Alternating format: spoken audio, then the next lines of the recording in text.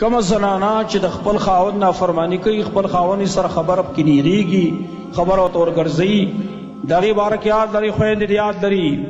رسول الله صلی الله علیه وسلم فرمایي اثنان لا تجاوز صلاتهما رؤوسهما، دو قسم خلق دی د هغې مونځ داره سرون نه بره نه ځي، یعنی قبلیږي نه الله یې قبلی نه.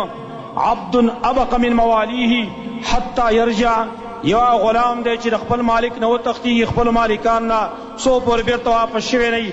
وامرأة عصت زوجها حتی ترجع، او هغه زنانه چې د خپل خاوند نافرماني کوي څو پورې چې بېرته رجوع خپل خاوند ته نه کړي، هغه پورې د دې زنانه مونځ نه قبلیږي. هسې ښکته پورته کېږي نه چې خاوند ترې خفه دی. خاوند چې کوم دی هغه هم ورې بدماشي نه کوي چې غیر شرعي طریقې سره د هغې نه مطالبات کوي، د هغې حق په ځان